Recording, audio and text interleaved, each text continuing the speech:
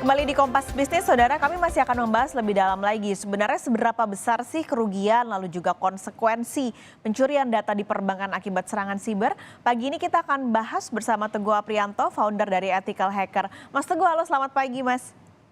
Halo, selamat pagi Mbak Kali. Oke, ini pekan lalu kan sudah ada gangguan di BSI dan muncul klaim yang melakukan adalah ransomware Lockbit 3.0 gitu ya Mas Teguh. Ini sebenarnya mereka ini siapa sih dan apakah ancaman mereka ini memang benar atau hanya main-main aja gitu? Iya, kalau dibilang ancamannya benar, ya ancamannya benar. Karena kalau Mhm. kita bisa akses websitenya Lockbit itu, korbannya itu udah banyak banget. Mungkin ratusan sampai ribuan korban gitu dari seluruh dunia gitu. Jadi ya kalau dibilang benar apa enggak, kita bisa confirm ya ini benar dan juga selaras kan sama insiden BSI kemarin yang sempat down sampai 4 hari gitu. Mhm. Jadi ya seperti itu. Ini memang berarti serangannya begitu masifkah sampai hitungannya kan BSI ini bank syariah terbesar di Indonesia begitu, tapi mereka harus memulihkan data sampai 4 hari, akhirnya 100% bisa pulih. Iya, ya serangannya emang masif ya. Jadi kalau kita, gali tentang Lockbit ini gitu, Mhm. Lockbit ini kan kalau mereka ngakunya, berbasisnya di Belanda, padahal, banyak yang mengaitkan Lockbit ini, berkaitan sama Rusia gitu kan. Tapi kalau dibilang, serangannya sekeras apa, karena sistem Lockbit ini mereka sistemnya afiliasi. Jadi siapapun bisa, eee, menggunakan layanan Lockbit karena dia ransomware services kan. Jadi, siapa bisa menggunakan layanan Lockbit lalu melakukan serangan. Mmm. Nanti ketika misalnya pelaku ini berhasil, sistemnya bagi hasil antara Lockbit dan si pelakunya gitu. Nah, 4 hari itu sebenarnya masuk ke, ini ya, masuk ke pengendalian kerusakan yang cukup parah tapi nggak efektif gitu. Karena sistem bank sampai down 4 hari itu, rasanya pasti sangat mengganggu dan ya itu memperlihatkan bahwa ya ada yang bermasalah di rancangan infrastrukturnya, kok bisa sampai selama itu gitu. Mmm, berarti nggak wajar ya Mas ya 4 hari sebenarnya? Ya selama ini kan kita udah sering ya ngelihat gangguan-gangguan di beberapa bank gitu kan, tapi nggak pernah sampai lewat sehari aja kayaknya nggak pernah gitu kan. Ini sampai 4 hari dan itu wah, itu parah banget udah masuknya. Oke. Berarti ya BSI bermasalah dengan infrastrukturnya.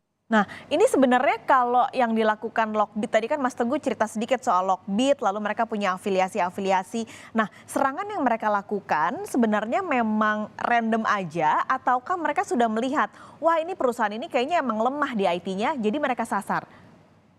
Oke. Jadi kalau Lockbit ini kan dia announce di website mereka, mereka ada afiliasi. Jadi afiliasi itu siapapun bisa melakukan serangan, tapi menggunakan, layanannya si Lockbit gitu. Misalnya saya, pengen nyerang company A gitu, saya Hmm. menggunakan layanannya Lockbit, saya serang dan ternyata berhasil, nanti sistemnya bagi hasil. Nah Lockbit ini juga mereka announce kalau mereka membeli informasi. Jadi misalnya ada, yang bandel di dalam perusahaan yang mau jadi insider trade gitu. Dia bisa jual informasi, misalnya jual tentang informasi internal yang, private atau konfidensial gitu, itu bisa dijual ke Lockbit. Nah, makanya ada beberapa argumen atau pendapat yang menyatakan ketika, suatu perusahaan terkena serangan Lockbit, ini perlu dicari tahu juga. Kadang-kadang ada beberapa kasus yang ada insider trade-nya atau pelakunya itu orang dalam gitu. Hmm. Karena atau emang ya murni emang sistemnya lemah, jadi semudah itu untuk disusupi gitu. Oke, tapi Mas Teguh bisa, apa ya, ini kira-kira titik kelemahannya sampai BSI bisa lumpuh hampir 4 hari ini apa sih, Mas? Ya, ini nggak bisa dipastikan sih ya, tapi ada rumor yang beredar kalau yang kena itu server servernya dan server backup-nya, itu yang Mmm. mungkin bikin, prosesnya lebih lama. Jadi server misalnya anggap ada server satu, server satunya kena, lalu server backup yang buat nyimpen data juga ternyata kena. Nah itu bisa bisa aja yang bikin itu prosesnya jadi lebih lama atau ya itu makanya diperlukan transparansi dari perusahaan gitu. Selama ini kan di Indonesia itu setiap ada kejadian gini kita nggak pernah tahu nih sebagai Iya. nasabah, sebagai korban, tapi nggak pernah ada penjelasan apapun. Padahal penjelasan itu dibutuhkan biar para nasabah atau korban ini bersiap gitu kan. Karena kita nggak tahu nih dampak kerusakannya apa, tapi ya seringkali informasi ini tutup-tutupi gitu. Dia korban juga ujung-ujungnya nggak tahu mesti apa. Ini memang sebenarnya karena kalau dananya yang bukan hilang, kadang nasabah kan ngerasa, "Oh ya nggak masalah." Tapi ini kan sebenarnya penting karena ransomware Lockbit sendiri klaim bilang akan menyebarkan data 15 juta data nasabah, lalu juga data karyawan. Nah ini bagaimana konsekuensi yang akan dihadapi nggak hanya BSI sebenarnya, tapi juga nasabah dari BSI yang datanya terancam sekarang? Iya, benar. Ya sebenarnya kalau bank udah menjadi korban kayak separah ini itu udah rusak banget ya Mmm, kepercayaannya, dan dampaknya juga ke korban sangat, mengerikan. Jadi setiap ada insiden keamanan cyber atau yang berhubungan sama kebocoran data, itu dampaknya nggak akan kita rasakan sekarang, Mbak, mmm, tapi akan kita rasakan di waktu mendatang. Jadi misalnya korban-korban BSI nggak akan mengalami korban di kasus BSI, dia bisa aja menjadi korban penipuan, yang akan datang gitu. Jadi para korban ini yang sebelumnya nggak rentan, kedepannya bisa akan sangat rentan gitu. Entah mmm. itu menjadi korban pelaku penipuan, pencurian identitas, dan lain-lain gitu. Nah, makanya dari pihak itu, dari pihak yang menjadi korban ini, perusahaannya itu wajib banget gitu, buat ngasih tahu dampaknya apa aja sih gitu ya. Ini kan dalam waktu 19 jam, Lockbit akan merilis nih datanya kalau, Mhm. misalnya dari pihak BSI nggak bayar. Nah dari situ nanti sebelum publik tahu secara terbuka, lebih baik, pihak bank, memberikan pernyataan dulu dari sekarang. Karena misalnya kalau datanya udah menyebar, nah itu dan bank nggak melakukan apapun atau pihak regulator juga nggak melakukan apapun, ya jadinya publik nanti yang ya ada masalah di kepercayaan, lalu ada masalah di transparansi juga kan.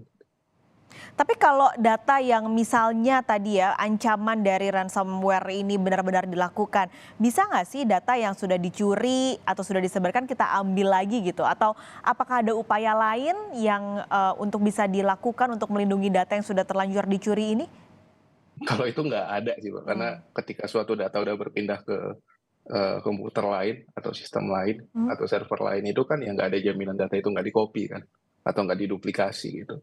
Jadi ya itu sebenarnya upaya yang nggak bisa dilakukan karena nggak ada jaminan bahwa data itu benar, akan dibersihkan. Yang berbahaya itu ketika data ini akan menyebar nantinya. mmm, Dalam waktu 19 jam data ini akan menyebar, nah akan yang ditakutkan dia dimanfaatkan sama oknum-oknum penjahat gitu. Nah itu yang berbahaya. oke. Ini memang, apa ya, bisa dibilang mengkhawatirkan gitu. Tapi kalau Mas Teguh lihat apakah keamanan perbankan di Indonesia ini secara umum memang sangat lemah untuk dibobol, terutama sekarang kan kita mulai, musim, transaksi digital, lalu perbankan digital begitu. Apakah memang sebenarnya infrastruktur IT-nya sebenarnya belum sekuat itu, masih rapuh untuk dibobol? Iya, kalau kita bilang rentan sebenarnya semua bank itu rentan ya, Mhm, karena pada dasarnya, eee, ya semua serangan itu setiap hari dilakukan gitu.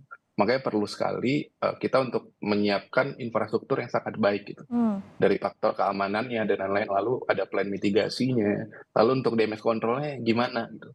Kalau kita lihat di BSI ini kan, eee, damage-nya parah banget kan, mmm, itu artinya ada masalah gitu. Dan karena serangan ransomware ini atau serangan yang lainnya itu 88% serangan cyber seluruh dunia itu terjadi karena human error.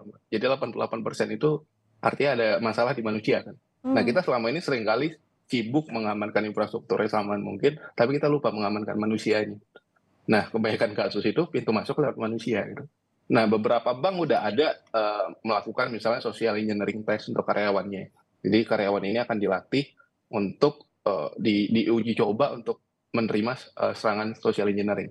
Jadi ada beberapa yang berhasil, ada yang enggak gitu. Nah itu udah mulai dilakukan. Tujuannya biar karyawan bersiap gitu. Karena serangan-serangan oke infrastrukturnya udah kita amanin, tapi manusia nggak kita amanin, ya nanti itu bisa jadi pintu masuk juga gitu. Oke, artinya ini kalau nantinya untuk bisa menangkal serangan siber yang harus bergerak gitu, apakah industrinya atau pemerintahnya memang harus memperkuat dengan hukum yang ada? Ini sebenarnya tanggung jawab, kalau kita tanya siapa yang harus tanggung jawab, ya tentunya dari pihak, yang menjadi, dari pihak perusahaannya dan tentu dan juga regulator ya. Mmm, Karena seringkali setiap kali ada insiden keamanan cyber atau kebocoran data itu dua-duanya serba diem gitu. Dari pihak, perusahaan yang nggak ada ngasih informasi apapun, regulator juga nggak ada memberikan informasi apapun dan dua pihak ini seringkali melakukan, komunikasi di balik pintu yang nggak kelihatan. Kita nggak pernah tahu tuh informasinya. Padahal yang jadi korban ini kan nasabah nih, korbannya itu pengguna. Nah, penggunanya malah kebingungan. Kita harus ngapain nih? Sementara dari pihak regulator sama perusahaannya nggak pernah ngasih tahu informasi apapun. Investigasi nggak pernah dibuka ke publik, lalu hasil investigasinya apa juga kita nggak pernah dengar sampai Iya. hari ini. Itu di banyak kasus gitu. Nah, jadi kalau tanggung jawabnya tanggung jawab ya pihak regulator dan juga dari perusahaannya. Karena di Indonesia kan bermasalah banget ya, penindakan juga kita nggak pernah dengar penindakannya seperti apa gitu.